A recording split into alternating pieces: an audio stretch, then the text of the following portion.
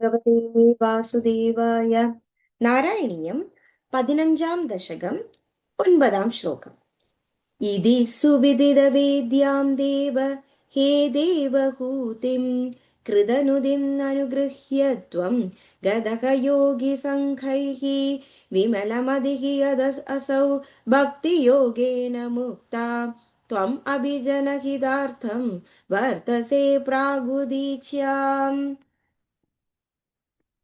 ഇതി ഇപ്രകാരം, ഇങ്ങനെ, സുവിദിത അറിയേണ്ടതൊക്കെ, വേദ്യാം അറിഞ്ഞപ്പോൾ, ദേവ ആ കപിലമുനി, ഹേ അല്ലയോ, ദേവഹൂതിൻ ദേവഹൂതിയെ, കൃത അവിടുത്തെ, നുതിം സ്തുതിച്ച, അനുഗ്രഹ്യ അനുഗ്രഹിച്ചിട്ട്, ത്വം ഭഗവാൻ, ഗതഃ യാത്രയായി, യോഗി യോഗികളോടുകൂടി, സംഘൈഹി കൂട്ടത്തിൽ, വിമലം കപില പറഞ്ഞത്, അതിഹി ധ്യാനിച്ച് പരിശുദ്ധയായി, അധ അനന്തരം, അസൗ ആ ദേവഹൂതി, ഭക്തിയോഗേന ഭക്തിയോഗം കൊണ്ട്, മുക്ത മോക്ഷത്തെ പ്രാപിക്കുകയും, ത്വം ഭഗവാൻ, അപി അപ്പോൾ, ജനഹിതാർത്ഥം ജനനന്മയ്ക്കു വേണ്ടി, വർത്തസെ പാർക്കുന്നതിന്, പ്രാഗുദീച്യാം വടക്കു കിഴക്ക് ഭാഗത്ത്.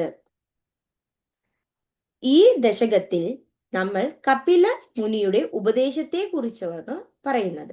ഈ ശ്ലോകത്തിൽ അങ്ങനെ ഭഗവാൻ കപിലമുനി തൻ്റെ അമ്മയായ ദേവഹൂതിക്ക് എല്ലാവിധ ഉപദേശങ്ങളും കൊടുത്തു. അങ്ങനെ അറിയേണ്ടതൊക്കെ അറിഞ്ഞപ്പോൾ, ആ ദേവഹൂതി, അല്ലയോ കപിലമുനിയുടെ അനുഗ്രഹത്താൽ, ആ ദേവഹൂതി ആ ഭഗവാന്റെ ആ ഒരു അംശമായി തീർന്നിരിക്കുന്ന കപിലമുനിയെ സ്തുതിക്കുകയും, അതിനുശേഷം ആ കപിലമുനിയുടെ അനുഗ്രഹം വാങ്ങിച്ചുകൊണ്ട് യാത്രയാവുകയും ചെയ്തു.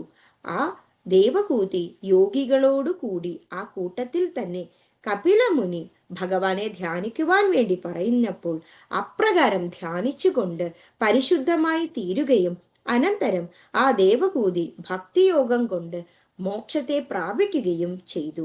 അപ്പോൾ ആ കപിലമുനി ജന നന്മയ്ക്ക് വേണ്ടി ആ വടക്ക് കിഴക്ക് ദിക്ക് പ്രാർക്കുമെന്ന് അവിടേക്ക് പോവുകയും ചെയ്തു. ഇതാണ് ഈ ശ്ലോകത്തിന്റെ അർത്ഥം. ഇതി സുവിദിതവേദ്യാം ദേവകീ ദേവഹൂതിം കൃതനുദിമനുഗൃഹ്യ ത്വം ഗതോ യോഗി സംഘൈഃ വിമലമതിരധാസൗ ഭക്തിയോഗേന മുക്താ ത്വമഭിജനഹിതാർത്ഥം വർത്തസേ പ്രാഗുദീച്യാം. സർവത്ര ഗോവിന്ദ നാമ സങ്കീർത്തനം. ഗോവിന്ദ ഗോവിന്ദ. Thank U.